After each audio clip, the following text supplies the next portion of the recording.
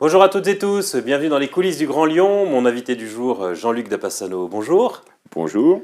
Vous êtes conseiller métropolitain, désormais à Renaissance, après avoir fait une carrière plutôt à l'UDF, puis vous avez été Ah, maire d'Irigny. Vous avez surtout été vice-président dans le dernier exécutif de la métropole aux questions de mobilité, donc c'est le sujet de cette interview, avec dans l'actualité pour commencer ces pannes à répétition depuis la rentrée sur le métro. Qu'est-ce qui se passe? C'est la majorité écologiste qui gère mal le dossier? non, vous savez, moi, je ne suis pas quelqu'un de polémique. Ces pannes, très honnêtement, elles auraient pu aussi nous arriver, hein. Bon, on a voulu automatiser la ligne B du métro, notamment. Il y a un certain nombre de points techniques qui ont probablement été un peu négligés ou mal gérés. Moi, je pense beaucoup aux usagers. Une panne, ça peut arriver. Par contre, ce que j'ai vu, et j'ai beaucoup de discussions sur le terrain avec les gens, c'est qu'ils ont l'impression d'être mal informés et qu'il n'y a pas assez de moyens de se déplacer lorsqu'il y a une panne. On ne les prend pas assez en compte, si vous voulez. Donc je pense que ça a été quand même assez mal géré. Et je rebondis, si vous le permettez, sur ce que vous dites, parce que, vous voyez, quand, par exemple, la métro est en panne, il faut mettre des bus de substitution. Et c'est en ce sens que le projet des écologistes, que je ne condamne pas pour ces pannes, parce que ça peut arriver à tout le monde, par contre, je pense que c'est une très mauvaise idée, comme ils veulent faire aujourd'hui, d'allotir, c'est-à-dire de faire en sorte que ce ne soit plus le même opérateur qui gère les métros, les bus, etc. Moi, je crois que le réseau de transport en commun dans notre agglomération doit être global. Nous sommes une des rares agglomérations en France à avoir 5 moyens de transport différents, hein, le métro, le bus, le tramway, le trolley et les funiculaires également. Vous préférez que ce soit Keolis qui continue à gérer l'ensemble? Keolis ou un autre, il y a un appel d'offres régulièrement, alors si c'est plus Keolis, ça peut être un autre, mais je pense qu'il faut que ce soit le même qui gère l'ensemble. Voilà. Keolis ne plaide pas forcément en sa faveur, parce qu'en ce moment, on a l'impression qu'il gère mal cette situation.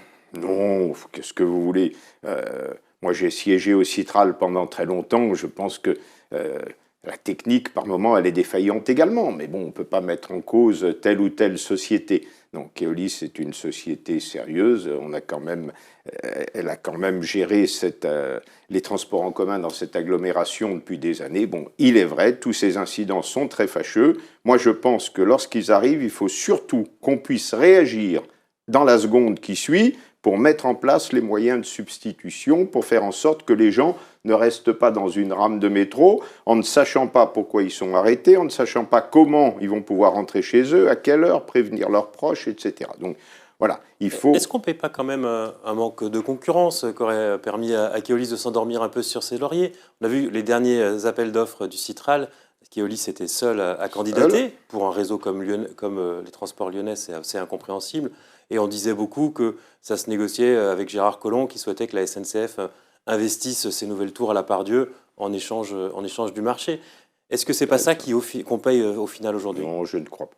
Non, je ne crois pas. Effectivement, c'était étonnant que Keolis soit le seul la dernière fois. Mais la fois d'avant, de mémoire, il n'était pas le seul. Bon, ce que vous voulez, ça s'est passé comme ça. Non, on peut... Globalement, je crois que notre réseau de transport en commun fonctionne plutôt bien. Et d'ailleurs, nous avons été plusieurs fois cités parmi les meilleurs réseaux de transport en commun de France et quelquefois parmi le meilleur. Et je rappelle que c'est quand même très compliqué à Lyon parce que la géographie fait que nous avons une dissymétrie. L'Est est quand même très plat, l'Ouest est très vallonné, que nous avons le Rhône et la Saône, que nous avons des tunnels. Donc il y a des ponts, des tunnels.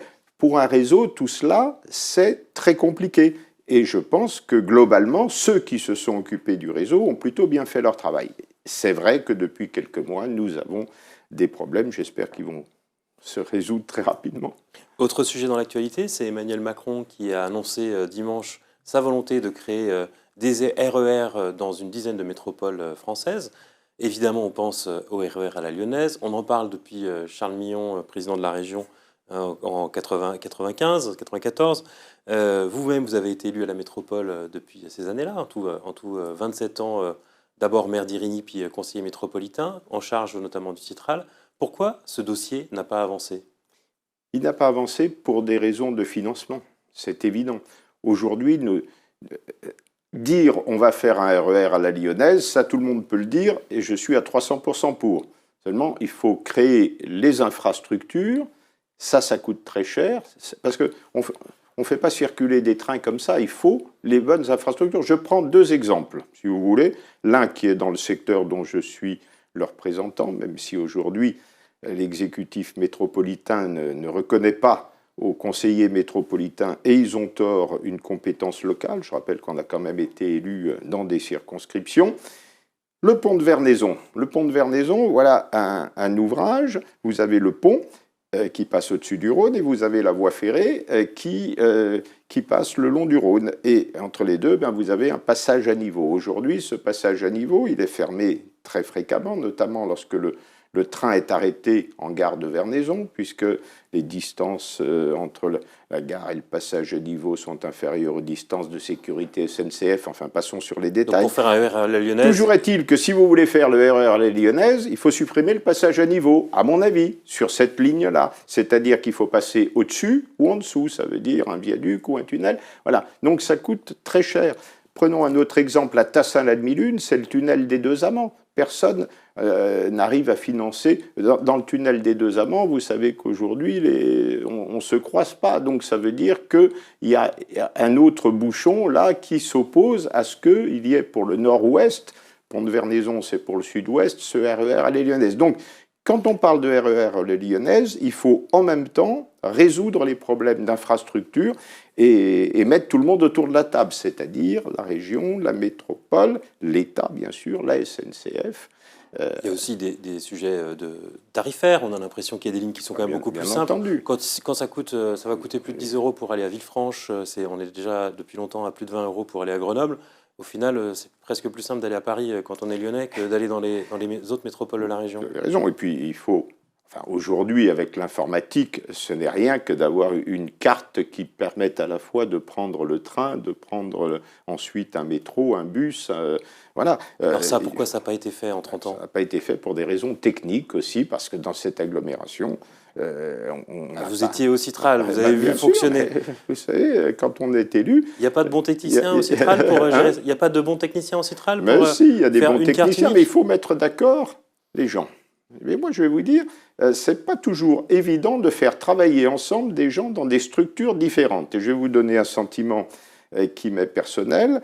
Quand on a coupé la SNCF en deux, en disant d'un côté, il y a ceux qui s'occupent des trains, de l'autre côté, il y a ceux qui s'occupent du réseau, on a plutôt complexifié les choses. Et on en a un petit peu payé les conséquences. Alors depuis, ça va mieux parce que la SNCF a compris, ils sont en train de mieux travailler ensemble, mais croyez-moi, je l'ai vu quand il a fallu créer la gare d'Ivour dans ma commune, et puis je l'ai vu à bien d'autres occasions, c'est pas évident. On n'est pas très optimiste sur la possibilité de faire un RER à la Bien lyonnaise. sûr qu'on est optimiste. Pensez qu'Emmanuel Macron peut débloquer les choses ? À condition d'y mettre les moyens. Voilà. C'est uniquement une question de moyens. La volonté politique, on l'a. Les bons techniciens, on les a. Maintenant, reste à savoir... Vous savez, la vie politique, c'est quoi ? Il y a toujours énormément de besoins à toutes les époques, et il faut faire des arbitrages, il faut faire des choix. Moi, je pense qu'effectivement, le RER à la lyonnaise est une priorité. On ne peut pas toujours tout faire à la fois. C'est ça la vie politique, c'est dire, moi, je mets ma priorité à cela. Et en matière de déplacement, je crois que c'est une bonne solution, notamment pour Lyon, vu la situation singulière de notre agglomération. Et dans les choix qui ont été faits cet automne, il y a eu l'annonce officielle de l'abandon de la ligne E du métro que vous défendiez. Ah oui, le projet présenté par les écologistes, qui est finalement un tram-train, c'est un tramway enterré sur une bonne partie du trajet, ce qu'ils promettent, c'est qu'au final, ce sera à peu près le même service, ça ira beaucoup plus vite et ce sera beaucoup moins cher. Pourquoi n'avez-vous pas fait ce choix ? On ne l'a pas fait parce que là aussi, il y a quand même des questions techniques qui se posaient. Et on verra lorsque on rentrera dans le vif du sujet, parce que c'est toujours facile sur une carte de faire des traits en disant voilà, on va passer par là. Ça, tout le monde sait faire. Mais ensuite, quand on rentre dans les considérations techniques et qu'on voit, qu'on étudie les pentes et qu'on voit ce qu'on peut faire, et puis je vous rappelle que le métro E, nous, on voulait le prolonger, jusqu'à Pardieu. Hein. N'oublions pas cela également, parce qu'aujourd'hui, on s'arrête où? À Bellecour, je crois. À Perrache, oui. Ou à Perrache, oui. Enfin, Perrache, oui, dans la presqu'île. Bon. Est-ce que les gens de tout ce secteur de l'agglomération se rendent prioritairement à Perrache? Je n'en suis pas sûr. Voilà. Donc, moi, je crois qu'on a fait vraiment... on a eu tort de supprimer ce métro E qui était très important et qui aurait pu, parce que là aussi, il faut voir la géographie de Tassin, Craponne, tout ce secteur, avoir là un parc relais multimodal important où les gens peuvent justement, parce que l'habitat est très dispersé dans tout ce secteur, venir en voiture, même si aujourd'hui on nous dit qu'il faut plus de voitures, bon, venir en voiture de chez eux, laisser leur voiture dans un grand parc relais, prendre le métro, c'est ce que j'appelle l'intermodalité, c'est ça qu'il faut faire. Vous êtes contre d'ailleurs la disparition du parking relais d'Oulin, qui doit bien disparaître entendu. avec le prolongement de la ligne B aux hôpitaux. Le parking. L'idée étant qu'il vaut mieux que les voitures s'arrêtent aux hôpitaux à l'entrée de l'agglomération plutôt qu'elles rentrent dans l'agglomération jusqu'à Oulin. Mais je suis entièrement d'accord que celles qui viennent de Taluyer, de Mornan, d'Irigny, de Vourles, de Charly, de Vernaison doivent, des gens qui veulent prendre le métro, il faut qu'ils puissent le prendre à Saint-Genis en fin 2023, puisque le métro arrivera aux hôpitaux sud fin 2023. Mais aujourd'hui, les gens de Pierre-Bénite, d'Oulin, j'entends M. Colas dire... Bon, la plupart habitent dans un rayon de 3 km, ils n'ont qu'à venir à pied ou en vélo. Bon, c'est gentil de dire ça, mais... La maire d'Oulin partage mais cet ça avis, ne elle est aussi pour la correspond pas à la suppression du réalité. parking. Mais oui, mais chaque maire dit, ben, bien sûr, si, pourvu que les automobilistes des communes voisines ne viennent pas traverser ma commune. Enfin, nous sommes à l'échelle d'une agglomération. C'est pas Oulin contre Pierre-Bénite, contre Irigny, contre Charly. Il faut que les gens, vous savez, moi, je suis souvent étonné quand j'entends les discours, notamment à la métropole, on fait comme si tout le monde était soit cycliste, soit piéton, soit automobiliste. Mais enfin, les gens, ils sont tout à la fois. Et puis, ils vont d'une commune à l'autre. Ils habitent dans une commune, ils travaillent dans une deuxième, ils vont faire leurs achats dans une troisième, ils font de la gym ou de la poterie ou de la peinture dans une quatrième. Enfin, les gens circulent dans notre agglomération et c'est très bien. Donc, on ne peut pas raisonner comme ça, commune par commune. Moi, je trouve qu'il faut avoir une vision globale. Jean-Luc Dapassano, je vous remercie. Et moi, je vous dis à demain pour une nouvelle émission des coulisses du Grand Lyon.